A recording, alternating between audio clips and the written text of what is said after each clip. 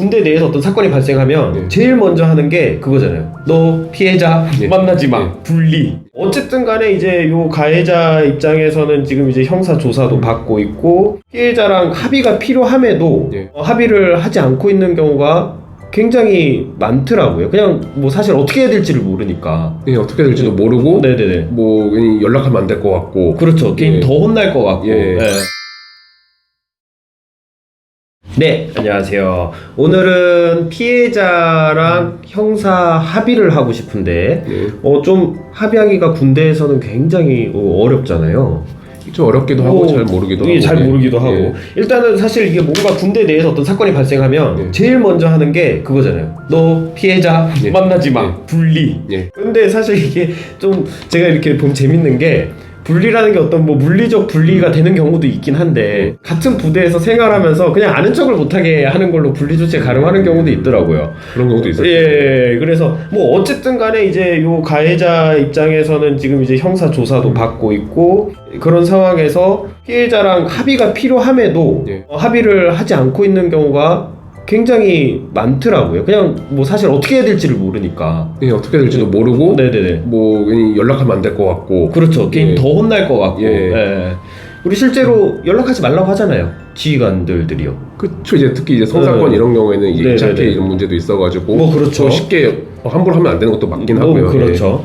근데 또 보면은 피해자도 합의를 희망하는 경우도 있더라고요. 예, 꽤 있죠. 예. 피해자는 피해자대로 아니 가해자 녀석은 괘씸하게 미안하단 말도 안 하고 예. 뭐 연락도 안 하고 있네 이러고 있고 그러니까 오히려 그런 경우가 엄청 많습니다. 많죠. 예. 군대에서 형사 사건에 연루됐을 때 피해자랑 합의를 하려면은 어떻게 하면 될까요?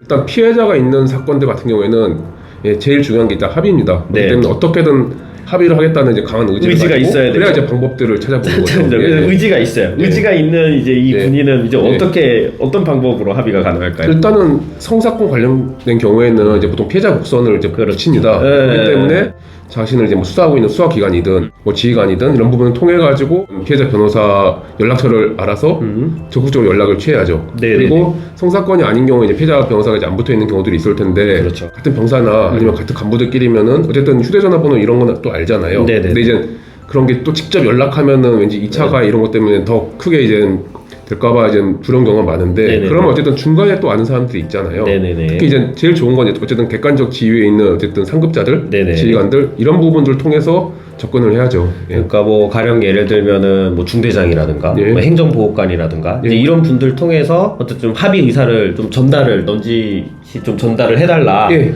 일단 이야기를 부탁을 할 수 있다는 거죠. 그러니까 그분들을 조금 어쨌든 괴롭히고 네네네. 매달려야죠.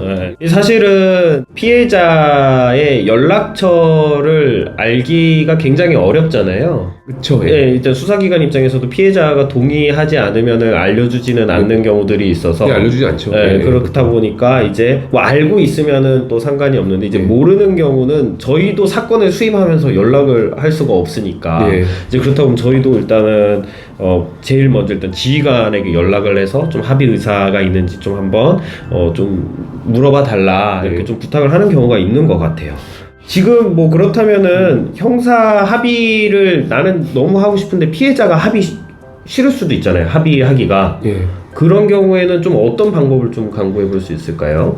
일단 기본적으로 피해자와 합의하는데도 여러 가지 이제 노하우 비슷한 게 있는데 네네네. 처음부터 이제 뭐 합의하고 싶다. 네. 합의금 얼마면 되냐. 네. 이런 식으로 접근하면 안 되는 거고 네네네. 일단 무조건 사과부터 해야 되는 거고 네네네. 그런 부분들을 했는데도 피해자는 나는 이제 가해자 말도 듣기 싫고 어쨌든 난 무조건 처벌 원한다. 네. 이런 경우들이 있죠. 그런 경우 꽤 많아요. 네. 이런 경우를 위해서 이제 조금 마련해둔 게 이제 형사공탁제도가 있습니다. 일단은 이 부분에 대해서는 이제 공탁의 뭐 절차라든가 방법이라든가 이런 부분에 대해서는 나중에 다 따로 빼가지고 일단 이야기를 뭐 해보도록 하고요. 오늘 영상 통해서 뭐 말씀드릴 내용 정리하면은 첫 번째는 일단 성범죄 같은 경우는 뭐 피해자 변호사, 피해자의 보통 국선 변호사가 있기 때문에 이렇게 통해서 연락을 하면 되고요. 그다음에 그렇지 않은 경우에는 중대장이나 뭐 행정보호관, 뭐 상급 간부들 통해서 연락을 한번 좀 시도를 해보시라는 거고, 그거보다 더 중요한 거는 합의를 하겠다는 노력과 의지. 나중에 가면 합의하려고 노력한 게 뭐 있냐 이렇게 되는데 그렇죠. 그 노력했다는 증거도 잘 남겨놔야죠. 역시 노력을 좋아하시네요. 예, 노력해야죠. 알겠습니다. 오늘 방송은 여기서 마치도록 하겠고요. 궁금한 점 있으면은 댓글 달아주시면 저희가 확인 후에 답변 달아드리도록 하겠습니다.